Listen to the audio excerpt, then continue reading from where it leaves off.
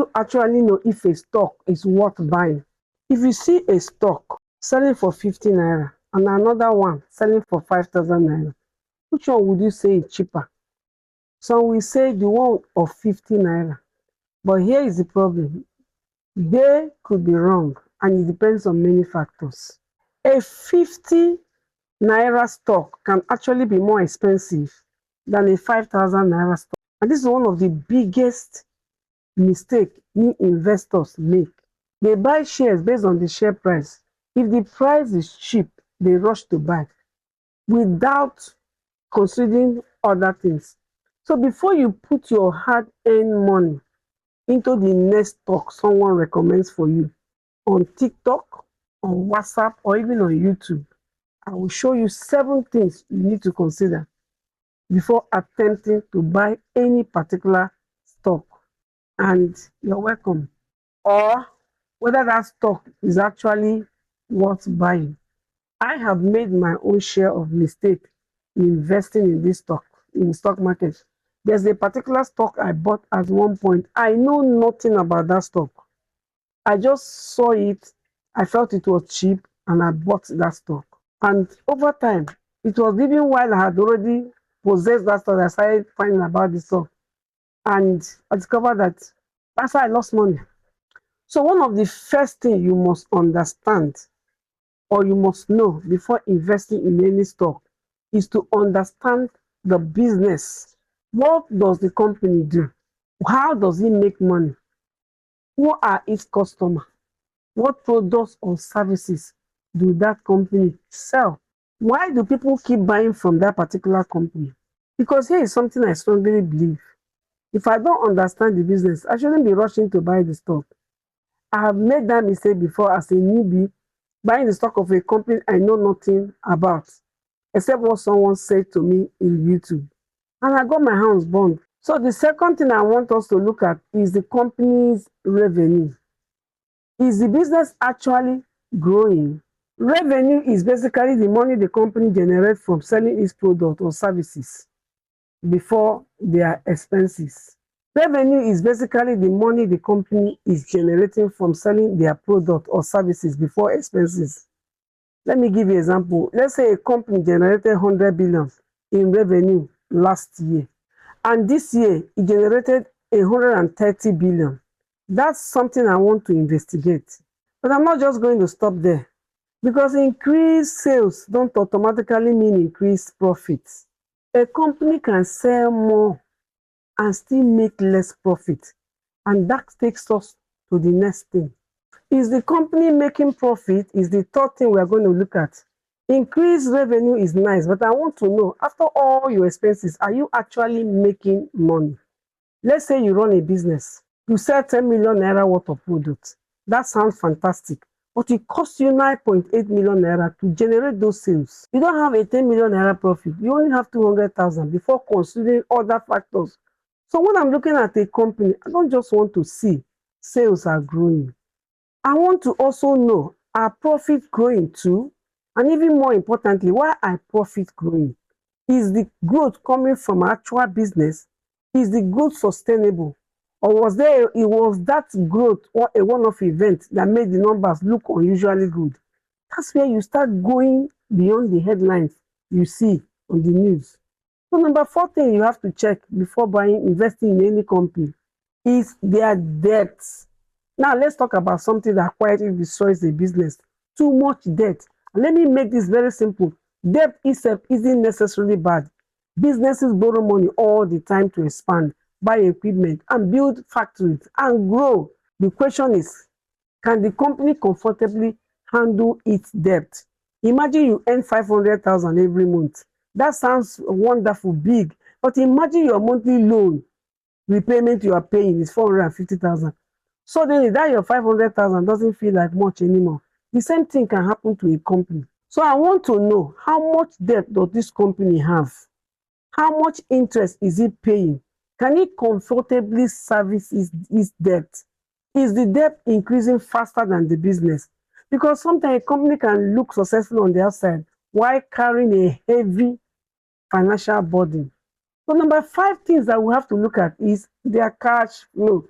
You will usually hear that cash flow is king. Here's another thing that I don't want you to ignore. Cash flow. A company can report accounting profit and still have cash flow problem. Think about your own business. You could sell 5 million naira worth of products today, but you have sold everything on credit and nobody has paid you yet. You still have bills to pay. You have salaries of your staff to pay. You have suppliers, vendors, you have landlords for your rent, and your bank account is looking at you like, Madam, where is all the money? That's why cash matters. I want to know whether the business is actually generating cash from its operations. Because a healthy business needs cash to operate, invest, pay obligation, and potentially return money to shareholders. So number 6 things that you have to look at: does that company also have what they call competitive advantage? So let's go a little deeper. Ask yourself, will this company still be successful 5, 10 years to come? What makes it different? What makes that company different? Does it have a powerful branding? What about their distribution network? Do they have loyal customers? What of their technology? These are some of the things you need to consider before jumping into a company. A dominant position in its industry. Is that what you heard? Something that competitors can easily copy. But because if a company has nothing protecting its business, competitors can come in and take its customer. And when you're investing for the long term, you don't just want to know, is this company doing well? You want to ask, will this company keep doing well until tomorrow? And now the seventh and the final one, the pricing. If you notice, I didn't talk about the pricing first. I focus on other things. Because once I've established that I like the business, then I can ask, am I paying a reasonable price for this business? And this is where valuation comes in. You might hear your investors talk. Your investors might be talking about PE ratio, price to book ratio, dividend yield, earning per share. And yes, these numbers can be very useful. But there's something I want you to do. Don't just think about the ratios, don't just memorize them. Understand what they are telling you. Because a stock with a low PE isn't automatically a bargain. And even a stock with a high PE isn't automatically overpriced. Sometimes investors are willing to pay more for a company because they expect stronger growth, and because they know the company, and because the company has proven record of growth.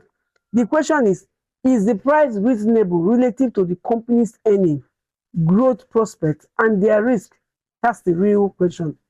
So, one more question I would ask before I buy a stock, and honestly, this might be the most important one.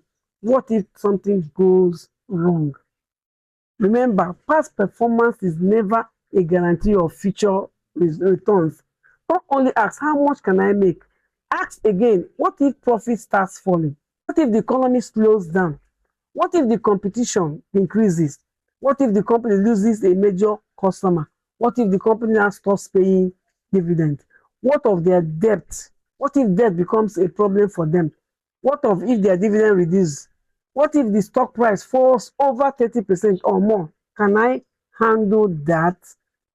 Because investing isn't just about eliminating the risk, it's about understanding the risks you are taking.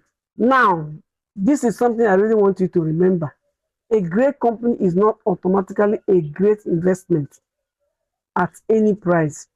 You can have an amazing company, but you are paying an unreasonable price for their shares. The investment may not give you the return you're expecting. Think about buying a house today. You might find a beautiful house in a fantastic location, but if the seller wants you to pay 500 million for a property worth 150 million, the house suddenly doesn't become worth 500 million because you like the house. Because price matters. So we are going to apply that same principle to the buying of stock and shares or shares. So before you buy your next stock, I want you to slow down. Don't just look at the green arrow.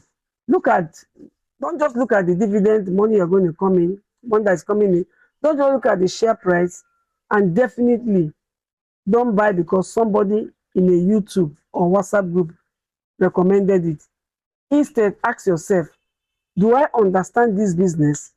Is the revenue of that company I'm buying to growing? Are profits growing? Does the company generate cash? Is the debt manageable? Does the company have a competitive advantage? Is the valuation reasonable? What if things go wrong? If you can answer those questions, you're already thinking much more like an investor. And one more thing, you don't need to get everything right. Nobody can predict the future. Even the best investors in the business in the world get some of their investment wrong. The goal isn't to find a magical stock that can never fall. The goal is to make informed decision based on the information available to you. And that's a completely different mindset.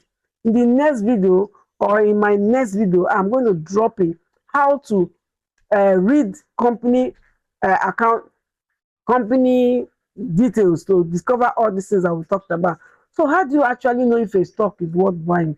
In summary, you don't know because it is 15 naira. You don't know because everyone is talking about it. You don't know because somebody promised you it will double. You investigate the business. You look at its financial health. You understand its growth. You examine its debt and its cash flow. You consider its competitive advantage. You look at the valuation. And most importantly, you understand the risk you're going to be taking in investing in that stock. Because when you buy a stock, you're not just buying a number on your phone. You're buying a piece of a business, and you need to know the people running that business. So before you become a shareholder of any particular thing, become a student of the business.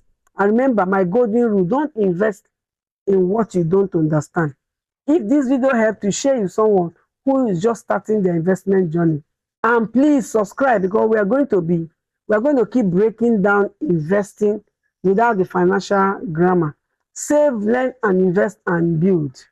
And until next time, I'm going to be bringing you how to study a company and everything that concerns that company. Thank you for watching. See you in my next video.